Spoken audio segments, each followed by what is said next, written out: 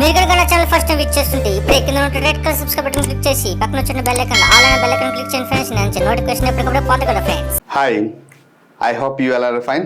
Welcome to my channel PR academy. మన PR అకాడమీలో Telangana court జాబ్కి సంబంధించినటువంటి అన్ని అప్డేట్ ఇన్ఫర్మేషన్ ఇస్తున్నాం. అయితే డిస్ట్రిక్ట్ కోర్టులో రిజల్ట్ వచ్చిన తర్వాత చాలామంది మనుషులు అనేక రకాలమైనటువంటి సందేహాలు అయితే మరి సందేహాలకి ఎలాంటి జవాబుతో నివృత్తి చేయాలి. చాలామంది ఫోన్ కాల్స్లో, మెసేజ్లో, అలాగే కామెంటరీలో, వాట్సాప్లో కూడా చాలా మెసేజ్ వచ్చాయి.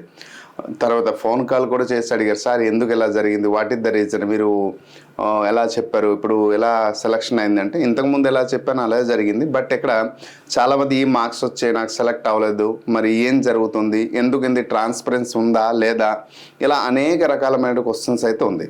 మరి వాటన్నిటికీ నేను సెలెక్ట్ అవ్వడానికి నాకు 84 మార్కులు వచ్చినప్పుడు కూడా నేను సెలెక్ట్ కాకపోవడానికి what is the main reason, దాని గురించి క్లియర్గా ఈ వీడియోలో ఎక్స్ప్లెయిన్ చేస్తాను.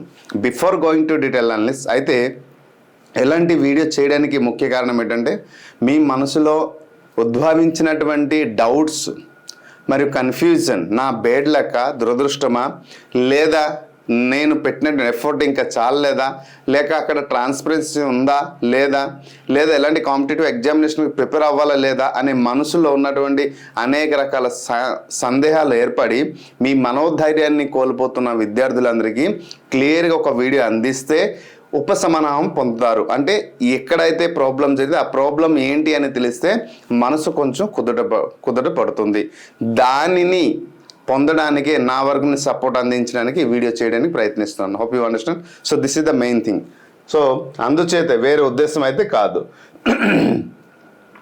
ఒక ఉపాధ్యాయుడిగా నేను చేయాల్సిన మొట్టమొదటి పని, నేను చేయాల్సిన ఏమైనా సహాయం ఉందంటే అది ఒకటే ఇటువంటి తరుణంలో. So take an example. ఒక ఎగ్జాంపుల్ నేను ఇక్కడ పెద్దపల్లి ప్లస్ ఖమ్మం 2 జిల్లాలు తీసుకున్నాను.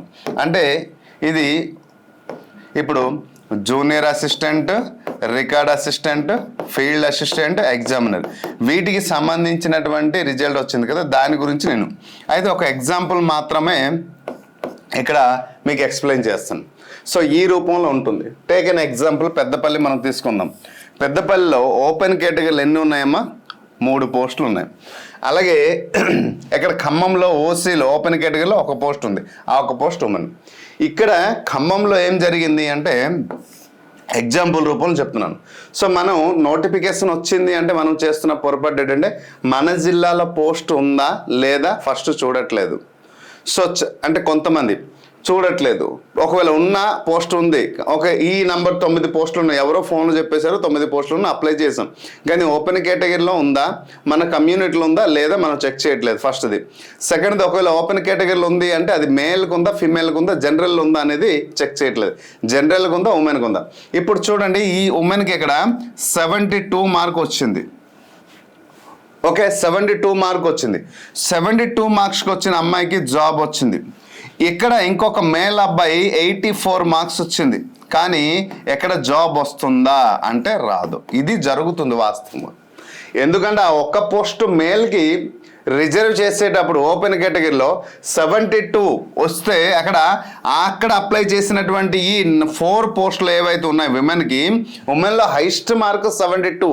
అందుకోసం ఓపెన్ కేటగిరీలో అక్కడ 72 మార్క్స్తో పాటు ఇవ్వడం జరిగింది. సో ఇక్కడ ఈ జాబ్ రాల్ 84. సార్ నేను బీసీ, నాది బీసీడీ సార్, బీసీడీ, నాకు 84 ఎందుకు ఉద్యోగం రాలేదు? పోనీ బీసీడీలో పోనీ ఇక్కడ ఉపయోగం లేదు, పోనీ బీసీడీలో అయినా పోస్ట్ ఉందా అంటే బీసీబీ ఉంది, బీసీసీ ఉంది, బీసీడీలో లేదు. బీసీబీలో అది కూడా ఉమెన్కే ఉంది, మెన్కి లేదు. సో కాబట్టి అక్కడ అవకాశం దొరకలేదు, అక్కడ అవకాశం దొరకలేదు. కానీ కామెంట్ రూపంలో విద్యార్థులు ఏం చేస్తున్నారంటే నాకు 84 మార్క్స్ వచ్చింది, మెసేజ్ ఫోన్ రూపంలో నాకు 84 మార్క్స్ వచ్చింది, ఎందుకు నాకు రాలేదు, నాకంటే ఎక్కువ మార్క్స్ ఇచ్చిన వారు ఉన్నారా? ఒకటి. ఇక్కడ చూడండి 72 మార్క్స్ వచ్చినటువంటి నాకంటే తక్కువ మార్క్ వచ్చింది తనకు వచ్చింది అనేసి అంటున్నారు. రైట్. ఇప్పుడు ఇది జరుగుతుంది వాస్తవానికి. ఇప్పుడు ఇక్కడ చూడండి ఓపెన్ కేటగిరీలో ఇక్కడ 3 పోస్టులు ఉన్నాయి. 3 పోస్టులో 2 పోస్టుకేమో జనరల్కి ఉంటుంది, 1 పోస్ట్ ఏమో ఉమెన్కి ఉంటుంది. ఇక్కడ పెద్దపల్లిలో ఒక 100 మంది అప్లై చేశారు. 100 మందిలో ఒక స్టూడెంట్కి 84 వచ్చింది. ఇంకో స్టూడెంట్కి 82 వచ్చింది, ఇంకో స్టూడెంట్కి 80 మార్క్స్ వచ్చింది కదా. ఇప్పుడు 1:1 రేషియోలోనే సెలెక్ట్ చేశారు. సో ఇప్పుడు ఇక్కడ అమ్మాయి బాయ్, ఎక్కడెక్కడ బాయ్, ఇది గర్ల్ అనుకుందాం, ఓకేనా, గర్ల్ అనుకుందాం. ఇప్పుడు మనకి ఇక్కడ 3 పోస్టులు ఉన్నాయి కదమ్మా, 2 పోస్టులు ఎవరికి ఇచ్చేయాలి, అబ్బాయిలు, వీళ్ళిద్దరు కూడా బాయ్సే. ఇంకొక పోస్టు లేదు, ఒక పోస్ట్ ఇక్కడ 82 అనేది గర్ల్ అనుకుందాం, ఇది బాయ్ అనుకుందాం, గర్ల్ అనుకుందాం, ఇది బాయ్ అనుకుందాం, అంటే విమెన్ రిజర్వేషన్.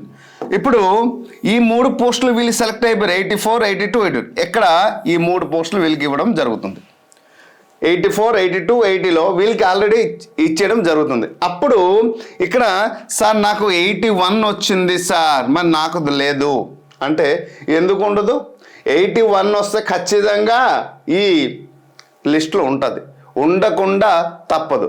అయితే ఎక్కడ సెలెక్ట్ అయిన వారు, ఈ సెలెక్ట్ అయిన వారు 3 పోస్టులో ఈ ర్యాంక్లోనే సెలెక్ట్ అయిందని మీకు ఎలా తెలుస్తుంది.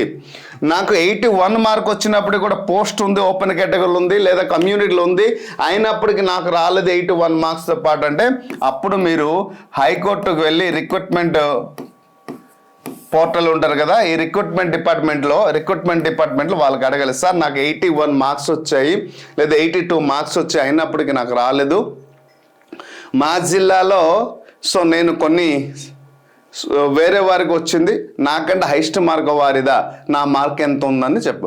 మీరేంటి రెస్పాన్స్ షీట్లో మనం చూసే కదా మనం ఎన్ని మార్క్స్ వచ్చిందని మనం క్యాల్కులేషన్ చేస్తున్నాం. ఒక్కసారి రెస్పాన్స్ షీట్ చెక్ చేసి ఒకవేళ డౌట్ ఉంటే మీరు వాళ్ళకి వెళ్ళి అడిగితే చెప్తారో తప్ప ఇంకెక్కడ అప్డేట్ ఇన్ఫర్మేషన్ దీని గురించి లేదు.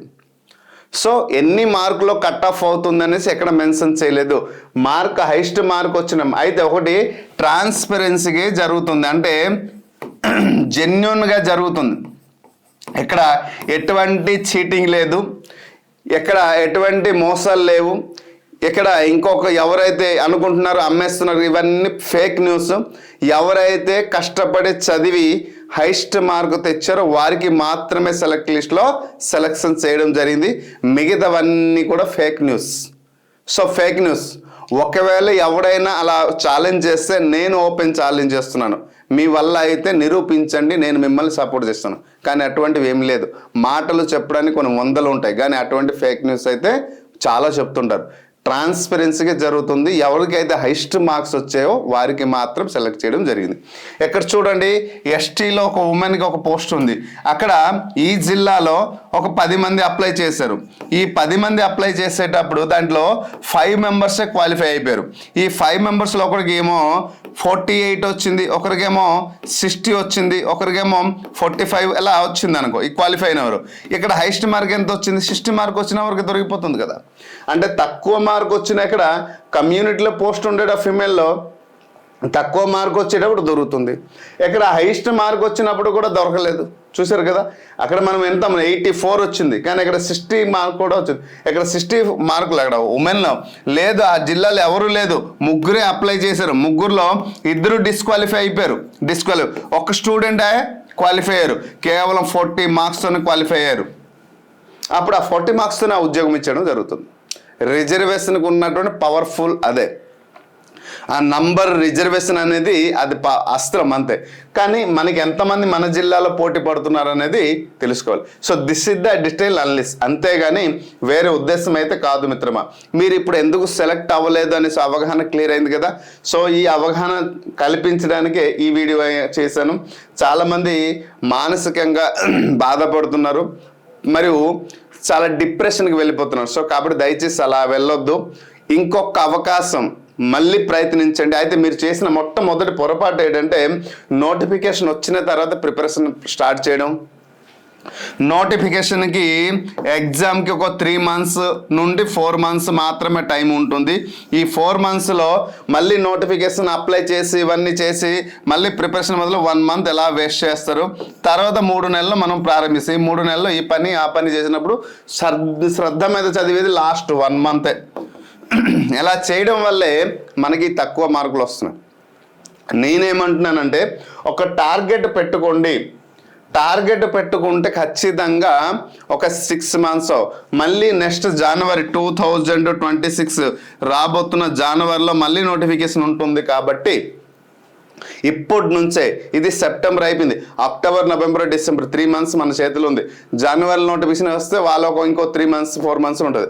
సో ఇలా లాంగ్ మినిమం ఒక 6 months ప్రిపరేషన్ ప్లాన్తో ఉంటే, సంపూర్ణంగా చదివితే ఖచ్చితంగా మంచి మార్క్స్ మీకు వస్తాయి, ఎక్కువ మార్క్స్ వచ్చే అవకాశం ఉంది. అయితే ఇప్పుడు ప్రతి ఒక్క పోస్ట్ కామన్ సబ్జెక్ట్ ఏంటంటే general awareness English. So English అనేది డిఫికల్ట్ సబ్జెక్ట్ అనిపిస్తే ఇప్పటి నుంచి ఇంగ్లీష్ కోర్స్ తీసుకొని చదవండి. సో చదివితే ఏమైపోతుంది, 6 months రోజుకు పని ఇప్పటి నుంచి మీ టైంలో ఉంది, రోజుకు 3 hours, మార్నింగ్ ఒక 1 hour, ఈవినింగ్ ఒక 2 hours ఇలా ప్లాన్ చేసుకుని చదివితే సిలబస్ కంప్లీట్ అవుతుంది.